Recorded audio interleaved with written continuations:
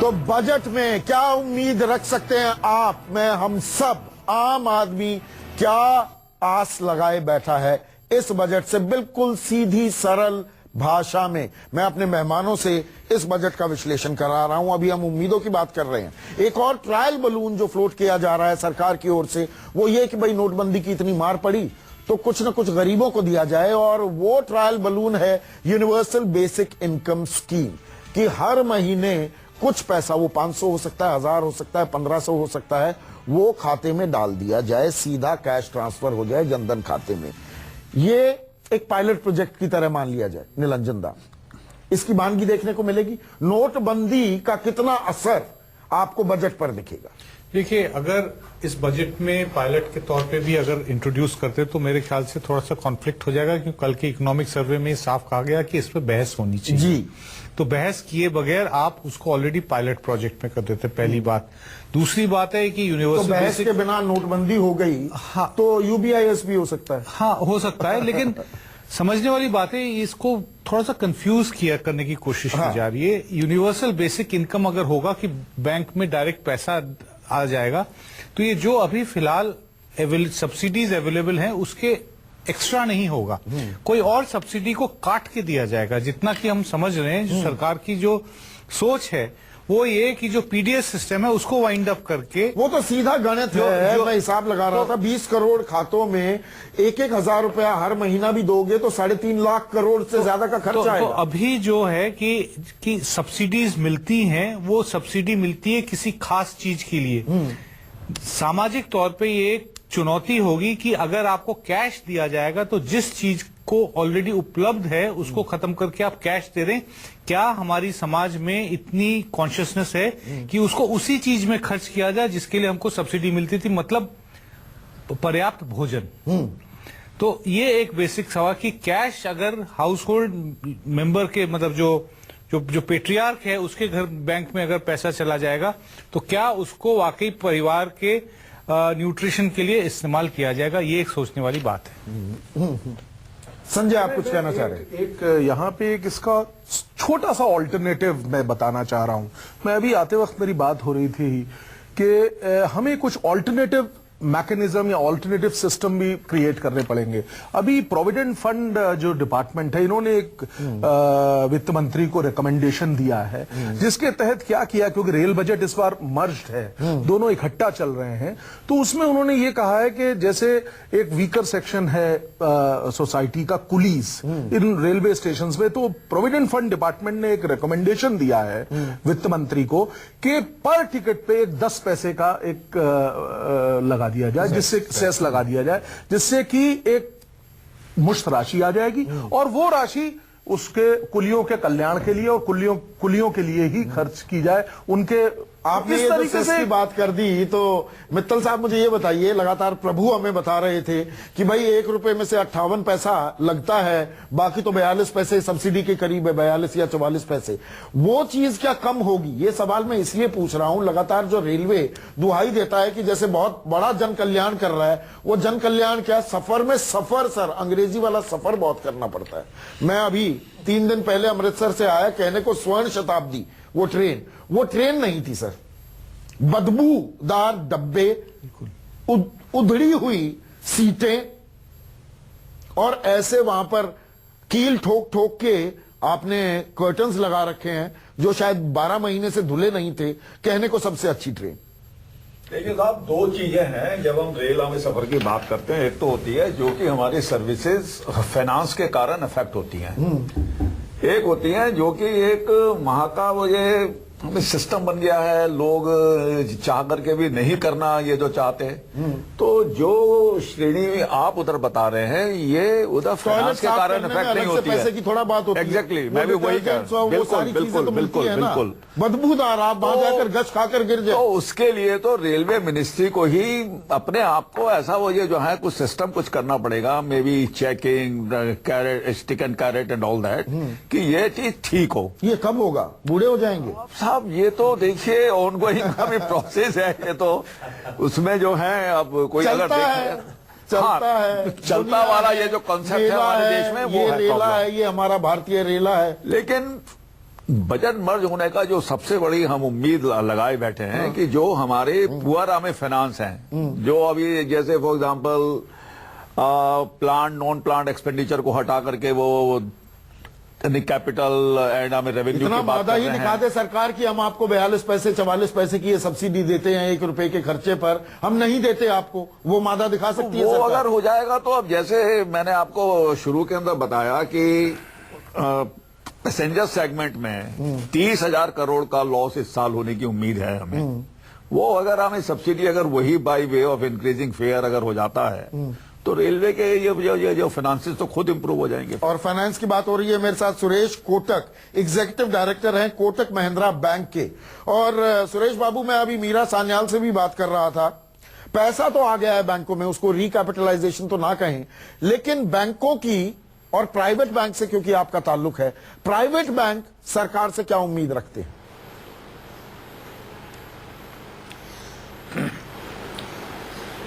बोल रहा है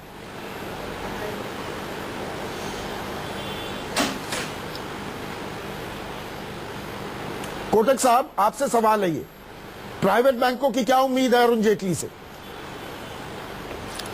पहले तो मैं आपको करेक्ट करना चाहूंगा कि मेरा लड़का एग्जीक्यूटिव डायरेक्टर है, अच्छा मैं नहीं। अच्छा, मैं कमोडिटी का आदमी हूं और मेरा बेटा एग्जीक्यूटिव डायरेक्टर और वाइस चेयरमैन कोटक हाँ, मुझे बैंक यही का है। बताया गया कि वो जुड़ रहे तो हैं। ये करेक्शन जी, नो, वो मेरा बेटा है, वो फाइनेंस देखता है, मैं एग्रीकल्चर में हूँ, अच्छा। कमोडिटीज का मेरी। तो आप मुझे एग्रीकल्चर का कोई भी सवाल पूछ सकते हैं। तो एग्रीकल्चर की ही बात, कल जो आंकड़े आए हैं इकोनॉमिक सर्वे में वो बड़े इनकरेजिंग है जी। एग्रीकल्चर सेक्टर के लिए। तो ऐसे में जो ये ग्रोथ रेट दिखाई है एग्रीकल्चर सेक्टर ने, इसको और बढ़ाया जाए तो सरकार क्या करे? आपकी निगाह किस बात पर होगी कोटक साहब? देखिए, मेरे हिसाब से एग्रीकल्चर की इफेक्ट सारी इकोनॉमी पे मल्टीप्लायर इफेक्ट दे सकती है। हमारे एग्रीकल्चर में बहुत सुधार की आवश्यकता है माने। पहला तो हमें हमारी प्रोडक्टिविटी इंप्रूव करनी है,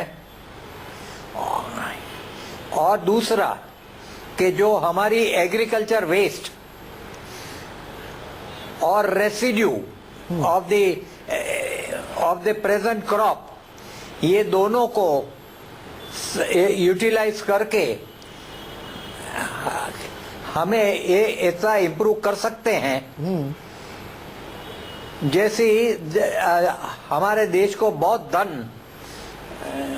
धन और अपने जॉब्स, जी, एम्प्लॉयमेंट और जॉब्स मिल सकता है। हाँ,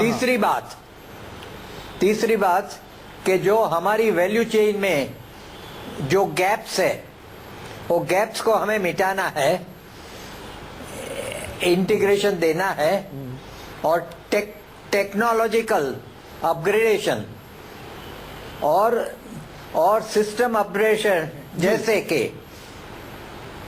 जैसे कि प्रॉपर वेयरहाउसिंग,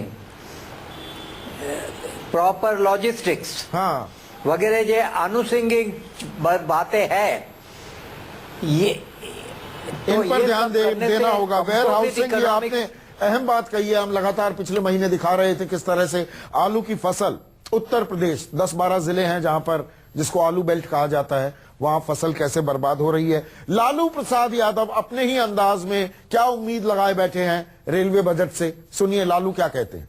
बजट पेश नहीं करना चाहिए, डिफर कर देना चाहिए, कंडोलेंस करके। और वो सीटिंग भी थे, सीटिंग है, और ये परंपरा रहा है कि सीटिंग जब भी कोई भी किन्हीं का निधन होता है तो बंद हो जाता है, हाउस बंद हो जाता है। तो 1-2 दिन के बाद अपना बजट पेश करे, कौन लाठी जला रहा है आदमी। लेकिन ये ठीक परंपरा का बीजारोपण नहीं होगा, ये जो कर रहे हैं ये गलत परंपरा। एक तो रेल बजट को भी क्लब कर दिया, उसमें किसी को मौका मिलेगा कि नहीं कुछ बोलने का, इसलिए इसको डिफर करें। नोटबंदी के बाद पहली बार बजट पेश हो रहा है, क्या लगता है हमें? मतलब नोटबंदी तो जो बजट है उसे टाल देना चाहिए था, क्योंकि सांसद ई अहमद का निधन हो गया है। ये बात पूर्व रेल मंत्री लालू प्रसाद यादव कहते हुए। लेकिन एग्रीकल्चर की जो बात कर रहे थे दुर्गेश, मुझे एक चीज बताइए, वेयर हाउसिंग हो, फलाना हो, और ज्यादा कंपेटिटिव प्राइसेस हो, ये बातें अपनी जगह ठीक है। कृषि सेक्टर इतने उत्साहजनक जब आपको ट्रेंड्स दे रहा है, रिजल्ट्स दे रहा है, सरकार का जो वादा था कि जो न्यूनतम समर्थन मूल्य है, या दरअसल जो आपकी लागत है, लागत से 50% ऊपर न्यूनतम समर्थन मूल्य तय किया जाएगा, वो तो आज तक हुआ नहीं। किसान क्या उम्मीद लगाए? मोटी बात किसान की है। अगर हम मैक्रो पिक्चर्स में, बड़ी बातों में घुस जाते हैं, किसान का इंटरेस्ट कहीं ना कहीं दब जाता है। देखिए, जो बजट की दृष्टि से देखें तो किसान को सबसे पहले एक होगा तकनीकी का समावेश, जो आज नई नई तकनीकी होगी, कैसे उसका उपयोग कर सकता है उत्पादकता बढ़ाने में। दूसरा, कृषि आदान के मूल्य कैसे कम हो, क्योंकि आमदनी जो पिछले बजट में कहा गया 2000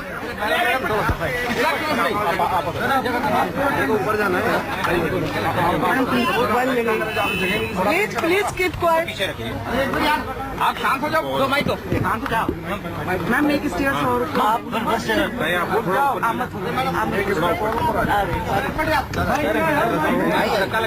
शांति रखो, सब लोग शांति रखेंगे। आप सब लोग जानते हैं, एक बहुत हमारी इसमें जो दुखद घटना हुई है, हमारे सदस्य ई अहमद जी बहुत एक्टिव सदस्य थे केरला के, और एक्टिवली पार्ट लेते थे। इस उम्र में भी वो शांत हो गए हैं। मैं अभी अभी उनको श्रद्धांजलि ही दे के आई हूँ, मगर दोनों बातें हमें साथ साथ सोचनी पड़ेगी। एक दुखद घटना हमारे सामने है, मगर साथ ही साथ बजट एक कॉन्स्टिट्यूशनल थिंग, और इसलिए बजट तो करना ही होगा। ये हमारे ऊपर एक प्रकार सा ऑब्लिगेशन कहो, प्रेसिडेंशियल ऑर्डर से एक ऑर्डर होती है तो करना होता है, और इसलिए अभी हम डिसीजन ले लेंगे। मगर सैड डिमाइस तो है, ऑबिचुअरी करेंगे, सब क्या करे, कैसे करे प्रोसीजर, वो अभी अंदर बैठ के हम डिसीजन ले लेंगे। Budget will be there. Speaker Sumitra Mahajan बिल्कुल साफ करते हुए, बजट विल बी प्रेजेंटेड। आज ही बजट पेश होगा। कांग्रेस की मांग के बावजूद, या लालू प्रसाद यादव जो मांग कर रहे थे एक दिन के लिए टाला जाए, टाला नहीं जाएगा। बजट आज 11 बजे ही पेश होगा। एक छोटे से ब्रेक लेते हैं, ब्रेक के बाद भी चर्चा जारी रहेगी। 1 फरवरी को बजट पेश हो रहा है, और 93 साल के इतिहास में पहली दफा रेल बजट अलग से पेश नहीं किया जा रहा है। मेरे साथ मीरा सान्याल, सीईओ रह चुकी हैं, चेयरमैन रह चुकी हैं रॉयल बैंक ऑफ स्कॉटलैंड की, स्काइप से जुड़ी हुई हैं। मीरा, मुझे एक चीज बताइए, हम ग्रोथ की दुहाई लगातार देते रहते हैं, जब भी बजट की बात होगी सबसे पहले कि हमारी GDP, we are the fastest growing economy, सबसे तेज विकास दर है हमारी अर्थव्यवस्था की, वगैरह वगैरह, 6, 7, 8, 9 अलग अलग आंकड़े आते रहते हैं कि हम बहुत तेजी से बढ़ रहे हैं। लेकिन कहने वाले ये भी कहते हैं कि ये जॉबलेस ग्रोथ है।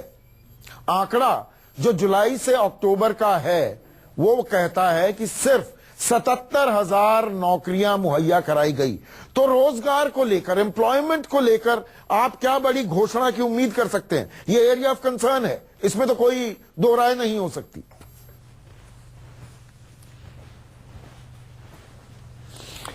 नीलांजन, आप इस बात का जवाब दें तो। देखिए,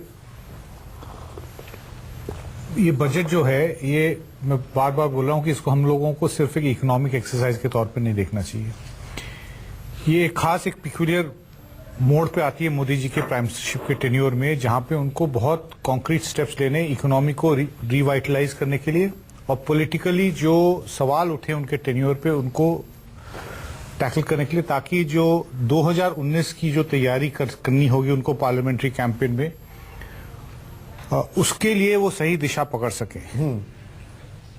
डिमोनेटाइजेशन से जो इकोनॉमी में जो स्टैग्नेशन आई है, जो ग्रोथ डाउन हुआ है, उसको इम्पेटस देने की जरूरत है। एक तरफ से तो पूरी स्ट्रक्चर को रिवाइव करने की जरूरत है, दूसरी तरफ से जो आम आदमी जो हताश हुआ है, जिसको परेशानी हुई है, उसको एड्रेस करने की जरूरत है। तो बहुत टाइट रोप वॉकिंग करनी पड़ेगी कि आप एक तरफ इंडस्ट्री को इम्पेटस दें, लेकिन इंडस्ट्रियल प्रोडक्शन तो गिरी है। हाँ, उसको कैसे रिवाइव करें। अब जैसे आप रियल एस्टेट देखिए, रियल एस्टेट जो है सरकार के बाहर इनफॉर्मल सेक्टर में सबसे बड़ी एम्प्लॉयर है और सबसे ज्यादा अनएम्प्लॉयमेंट हुई है तो वो रियल एस्टेट सेक्टर में हुई है। आप कैसे आप लोगों को दोबारा नौकरी देंगे। आपने प्रधानमंत्री गरीब कल्याण योजना अनाउंस की, बहुत अच्छी अनाउंस की, लेकिन वो इंफ्रास्ट्रक्चर में एम्फेसिस प्राइवेट पब्लिक पार्टनरशिप की तरफ ही मॉडल वो ले जाना होगा। उसके लिए आप रिसोर्सेज कहां से लेके आएंगे। सरकार ने जो एक्सपेक्ट किया था कि डिमोनेटाइजेशन चलते कुछ एक्स्ट्रा रिसोर्सेज उनके हाथ में आएंगे, लेकिन करंट जो अगर एस्टिमेट्स हैं 30,000 करोड़ के ऊपर नहीं लगता, नहीं आया जी। तो उसका मतलब है कि सरकार ने जो डिमोनेटाइजेशन से जो एक्सपेक्ट किया था वो नहीं हुआ, तो economically it's a failure. Politically एक प्रश्न चिन्ह है, और जो हमारी विकास दर भी ठिठकी है उसके बिल्कुल चलते। बिल्कुल पॉलिटिकली प्रश्न चिन्ह है, जिसका जवाब हम लोग 11 मार्च को शायद यहां बैठ के ही देंगे। पर कि मैं ये- रोजगार की जो बात कर रहा था ना सरकार साहब, मुझे ये बताइए, कल के इकोनॉमिक सर्वे में बाकायदा एक चैप्टर अरविंद सुब्रमण्यम ने डाल दिया अपैरल और लेदर को लेकर। जो चीन में जो ये सबसे बड़ा उत्पादन हो रहा था अपैरल का, यानी कि कपड़ों का, रेडीमेड कपड़ों का और जूतों का, बेल्टों का, लेदर का जो काम है, वो वहां से हट रहा है। पर डेस्टिनेशन इंडिया होने के बजाय अपैरल के लिए वो जा रहे हैं बांग्लादेश और वियतनाम, लेदर के लिए जा रहे हैं वो वियतनाम और इंडोनेशिया। भारत रोजगार, सबसे ज्यादा रोजगार अपैरल में जाता है। आप जितना फैक्ट्री में जितने लोग इस्तेमाल करते हैं, उससे ज्यादा लोगों का इस्तेमाल आपको कपड़े बनाने में या लेदर गुड्स बनाने में करना पड़ता है। तो ये एक विंडो हो सकती है क्या, उसकी तरफ कुछ हम देख सकते हैं क्या इस बजट में? कपड़ों का जो सेक्टर की आप बात कर रहे हैं, 70 लाख वर्कर्स इसमें काम करते हैं, और जिनको अगर आप डिमोनेटाइजेशन से जब नोटबंदी जो हुई है उससे सबसे ज्यादा जो अगर हिट हुए हैं वो है आपके कपड़े का सेक्टर जो है। हाँ। और लेदर भी ऐसे ही, जो आप कह रहे हैं, लेदर में भी बहुत इफेक्ट आया है। और वैसे भी जो तो है इनको ना, शॉप्स मिलेंगे, कुछ रियायत मिलेगी, कुछ इंसेंटिव मिलेगा। साहब सिर्फ इंसेंटिव से काम नहीं चलता सर, पहले आप मूल बात पे जाइए। ये काला धन क्या है, कितना काला धन है आपके पास? कल अगर आप इकोनॉमिक सर्वे देखें, उसमें उन्होंने कहा कि 3 लाख करोड़ भी हो सकता है, 7.3 लाख करोड़ भी हो सकता है। मतलब किसी को ये नहीं मालूम कि कितना काला धन है। हाँ, ये तो 16 दिसंबर के बाद आरबीआई ने आपको आंकड़े देने ही बंद कर दिए कि कितना पैसा जमा हुआ है। तो अगर आरबीआई से डिविडेंड आने की उम्मीद ही खत्म होती जा रही है, तो सरकार के पास पैसे कहां से आएंगे? जिस पैसे से जो है वो आगे जो बांटेंगे, वो उसका मौका कहां से मिलेगा उनको? और एक और चीज जो मैं दर्शकों के सामने रखना चाह रहा हूं कि ये मर्जर जो वो है रेल बजट का और जनरल बजट का, इससे ये एक अकाउंटिंग एक्सरसाइज है। इसमें क्या हो रहा है कि जो बजटरी सपोर्ट जो आप रेलवेज को देते थे, अब वो आपको देने की जरूरत नहीं पड़ेगी। तो नेचुरली आपका बजट जो है ना थोड़ा सा इंप्रूवमेंट की तरफ बढ़ेगा। ऑफ कोर्स अगर आपके लॉसेस हैं उसमें रेलवेज में, तो फिर वो उसका इफेक्ट आ जाएगा। पर एक चीज को तो आपने हटा दिया ना, अकाउंटिंग प्रिंसिपल आपने चला के उसको जो है आपने मर्ज करके आपने ये एक मर्जर है फॉर अकाउंटिंग बेनिफिट ओनली। मैं आपको जो आपने अभी सवाल पूछा कि एम्प्लॉयमेंट की जहां तक बात है, कल हमारा जो आर्थिक डॉक्यूमेंट आया उसके अंदर ये बताया गया कि और सरकार के जो डॉक्यूमेंट्स शो कर रहे हैं कि पिछले क्वार्टर में सिर्फ 77,000 जॉब्स, और ये है एक पक्ष 77,000। अब अगर हम अनऑर्गेनाइज सेक्टर, लुधियाना में चले जाइए, फिरोजाबाद में कांच इंडस्ट्री में चले जाइए, आगरा में चले जाइए जूते की इंडस्ट्री में, सब जगह से पलायन हुआ है क्योंकि पैसा नहीं है लोगों के पास। तो काम रुक गए हैं। मशीनें अगर 2 शिफ्ट पहले चलती थी, 1 शिफ्ट चल रही है, वो भी बड़ी मुश्किल से चल रही है। ये तो हाल है इंडस्ट्री का। ये अनऑर्गेनाइज सेक्टर, ये बड़ी चुनौती है, ये जिसको बहुत address बड़ी करना चुनौती है। होगा। उसके अलावा आप ये देखिए, रिक्वायरमेंट ये है, आपने वादा किया हुआ है जनता के साथ कि इतना आप एम्प्लॉयमेंट देंगे। आपका अपना डॉक्यूमेंट शो कर रहा है कि सिर्फ 77,000 जॉब दिए हैं आपने, और जो कि ऑर्गेनाइज सेक्टर में। अगर हम बात करें आज अनऑर्गेनाइज सेक्टर की, तो अनऑर्गेनाइज सेक्टर की तो डाटा अभी सामने है नहीं किसी के, और उसकी अगर हम 1 to 1 अगर सर्वे करते हैं, कई सर्वे हमारे सामने आए हैं, उन सर्वेज में यह पाया गया कि बिल्कुल उधर। ये आपने एक अहम पॉइंट छेड़ा है। केडिया साहब, मुझे एक चीज बताइए और मैं दर्शकों को बता दूं, हम सरल भाषा में आपके सामने विश्लेषण कर रहे हैं। बजट होता क्या है? ये बही खाता है जो आपका पंसारी भी लेकर बैठा हुआ है, छोटा कारोबारी लेकर बैठता है, कोई भी काम करता है। घर में भी आप बजट बनाते हैं ना, आमदनी हमारी कितनी है, हमारा खर्च कितना है, उसी को लेकर फिस्कल डेफिसिट जैसे भारी शब्द आपके सामने पेश करने पड़ते हैं। कितने में काम चलाना है। अब खजाने में पैसा तो है नहीं, और कोई जादुई छड़ी किसी के पास है नहीं कि अबरा कडाबरा किया और पैसे आ गए। पैसा तो हमारे ही जेब से आएगा। ये सरकार जो कुछ सब्सिडी दे देगी, कोई भी सौगात देगी, वो दरअसल मेरे पैसे को ही मुझे वापस करेगी, कोई एहसान नहीं है। ये बात भी आम आदमी को समझनी चाहिए। पर आप अपनी आमदनी बढ़ाएंगे कैसे? क्योंकि आप टैक्स एक्सपर्ट हैं कि भाई टैक्स बेस को वाइडन कर दो। अब नोटबंदी के बाद जिस तरह से छापेमारी चल रही है, इनकम टैक्स ऑफिशियल्स तो 55,000 हैं, 76,000 होने चाहिए। वो 55,000 लोग 6 लाख से 7 लाख केसेस को असेस कर सकते हैं। देश में टैक्स देने वाले 6 करोड़ हैं, तो उसको टैक्स बेस को वाइडन कैसे करोगे? वो तो किसी और काम में लगे हुए हैं ना 1-2 साल के लिए, अब आने वाले दिनों के लिए। Correct me if I am wrong Kedia साहब। नहीं, you are right Sandeep ji. यह एक बहुत महत्वपूर्ण क्वेश्चन है कि इंडिया में 125 करोड़ की जनसंख्या है, उससे ज्यादा जनसंख्या है, और केवल 3 या 4% लोग टैक्स पेयर्स हैं। अब ये सोचने वाली बात है कि आखिर 3 और 4% टैक्स पेयर्स क्यों हैं? ये आता है कि जितनी कारें बिकती हैं, महंगी कारें बिकती हैं, अगर केवल उनको भी काउंट कर लिया जाए तो टैक्स पेयर की संख्या, उससे कैलकुलेशन की जा सकती है कि लोगों की 2,50,000 से बहुत ज्यादा इनकम है। मेरा जो खुद का मानना है कि 2,50,000 से ज्यादा इनकम वाले लोग बहुत सारे हैं इंडिया में, लेकिन रिपोर्ट नहीं करते हैं। और रिपोर्ट नहीं करने की मेन वजह है कि 1961 में जब हमारा इनकम टैक्स एक्ट आया, और उससे पहले 1922 का एक्ट चल रहा था, धीरे धीरे इतनी खामियां इस एक्ट में आ गई। जैसे आपको पता होगा, चाणक्य ने भी कहा था कि टैक्स आप उतना ही लो जिससे जैसे मधुमक्खी शहद लेती है फूल से, और फूल का कोई नुकसान नहीं होता है। इनडायरेक्ट तरीके से 30 से 32 तरीके के टैक्स सिस्टम इंडिया में लगे हुए हैं। आपको कभी फ्रिंज बेनिफिट टैक्स लाते हो, कभी सेस लगा देते हो, कभी सरचार्ज लगा देते हो, और फिर उसका असेसमेंट होता है। असेसमेंट करने के लिए इनकम टैक्स डिपार्टमेंट है। जिस तरीके से एक साधारण टैक्स पेयर भुक्तभोगी बनता है जब उसका स्क्रूटनी में केस आता है या टैक्स डिपार्टमेंट के साथ उसका इंटरेक्शन होता है, वो बचना चाहता है पूरे के पूरे सिस्टम से। सदर बाजार आप दिल्ली का ले लीजिए, वहां पर ऐसे दुकानदार हैं 10 बाई 10 के ऑफिस में बैठे हैं, और 1 करोड़ रुपया रोज की उनकी नगद सेल होती है, कोई सेल टैक्स नंबर नहीं है, कोई इनकम टैक्स फाइल नहीं करते हैं।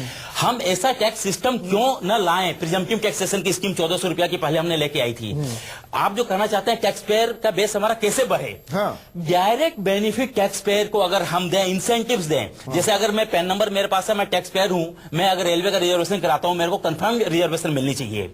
मैं बैंक में लोन लेने के लिए जाता हूं, बहुत अहम बात कह रहे हैं। तो ये जब तक डायरेक्ट सेल्फ कंप्लायंस वाली बात होनी चाहिए। सेल्फ लोग जब सुओ मोटो आएंगे, टैक्स कौन नहीं देना चाहता है, लेकिन अगर आप मार मार के टैक्स लोगे, उसको परेशान करके टैक्स लोगे, मैं आपको बता दूं, लोग 2,000 रुपया टैक्स देने में हिचकिचाते हैं, लेकिन अगर उसको अगर इंटरेक्शन होता है इनकम टैक्स डिपार्टमेंट से, एक मोटी रकम देने से नहीं घबराते हैं वो। तो उसको अगर हम कन्वर्ट कर लें टैक्स सिस्टम में, संदीप जी, इंडिया में लोगों के पास पैसे की कमी नहीं है, टैक्स पेयर बहुत सारे हैं, उनको सिस्टम पे लाना, उनको आश्वासित करना है कि आप आइए टैक्स दीजिए, हम आपको हरास नहीं करेंगे। अनफॉर्चुनेटली ऐसा नहीं है। और एक चीज मैं आपको यह बता दूं, जो मैंने अपने एक्सपीरियंस से भी देखा है, इनकम टैक्स डिपार्टमेंट है या रेवेन्यू डिपार्टमेंट है, बिजनेसमैन को चोर समझता है। ये एक जनरल परसेप्शन बन गया है कि बिजनेसमैन चोरी करता है। इस अवधारणा को सरकार को निकालना होगा। अरुण जेटली जी ने बहुत टैक्स को ईज करने के लिए कोशिश करी है, लेकिन डायरेक्ट अटैक नहीं किया है। उन्होंने जो कुछ भी किया है, अल्टीमेटली किसी का समाधान नहीं हुआ। मैं अगर मेरे को कोई हरास करता है, मैं किसी से शिकायत नहीं कर सकता, जा सकता, शिकायत करता भी हूं तो क्या एक लेवल बना हुआ है, एडिशनल कमिश्नर है, चीफ कमिश्नर है, प्रिंसिपल कमिश्नर है, कोई सुनता नहीं है। और अगर वो नहीं सुने तो मैं किसके पास जाऊं? तो क्या कर सकते हैं अरुण जेटली? टैक्स सिस्टम को पूरा का पूरा रिवोल्यूशनाइज करना होगा। जो अभी डायरेक्ट टैक्स कोड जो आ रहा था वो नहीं आ पाया। बहुत सारी खामियां हैं टैक्स सिस्टम में संदीप जी। जो असेसमेंट प्रोसीजर है इनका, टैक्स कलेक्शन का जो सिस्टम है, इन करने की जरूरत है, सिंप्लीफिकेशन करने की जरूरत है। अब जैसे मैं आपको बतलाऊं कि आप नहीं, सुधार में अभी इसको थोड़ा और आगे एक्सपैंड करेंगे, लेकिन दुर्गेश, क्योंकि आप कृषि विशेषज्ञ हैं, मैं डीजल और तेल का जुड़ा सवाल आपसे पूछूंगा। अब कच्चे तेल की कीमतें लगातार गिर रही थी, अब थोड़ी बढ़नी शुरू हुई हैं, वरना 1/3 हो गया था अपने $150 पर बैरल से वो 30 तक आ गया था, बल्कि 5 गुना घटत हो गई थी। पर हमें उसका फायदा नहीं मिला और किसानों को भी नहीं मिला। मैं किसान से भी जोड़कर देखूंगा, क्योंकि सरकार दरअसल क्या कर रही थी, लगातार एक्साइज ड्यूटी बढ़ाई जा रही थी। सरकार को भी पैसा चाहिए, आधारभूत ढांचा दुरुस्त करने के लिए, सड़कें बनाने के लिए, पुल बनाने के लिए, डैम बनाने के लिए उनको पैसा चाहिए। लेकिन आम आदमी कब तक तरसता रहेगा? ये एक्साइज ड्यूटी कब तक बढ़ती रहेगी? या और कोई चारा नहीं? नहीं देखिए, ये अगर मैं किसान की दृष्टि से देखूं तो वाकई में उसको कोई फायदा भी नहीं हुआ है। और आमदनी जो दुगनी की बात करी थी, अभी तक उसको मालूम नहीं कितना हम अचीव कर पाए हैं। और तो और किसान अधिभार भी लगाया गया, पिछली बार तो कृषि कल्याण अधिभार भी लगाया गया। तो वो कितना जो पूरा जनरेट हुआ है रेवेन्यू, उसको कितना हम आधारभूत ढांचे में इन्वेस्ट कर पा रहे हैं, ये एक बड़ी चुनौती रहेगी और उसका कहीं ना कहीं उसका हल दिखना चाहिए। आज भी 2/3 हमारे किसान बारिश पर ही निर्भर है अपनी खेती के लिए जी। अभी तक तो कैनाल्स ही नहीं बन पाए, हम कितनी भी बड़ी बड़ी बातें करते रहे। तो वही देखिए, जो इस बार उम्मीद है बजट से कि एक तो तकनीकी का कहीं ना कहीं किस तरीके से उत्पादकता और बढ़ाए। लोकसभा का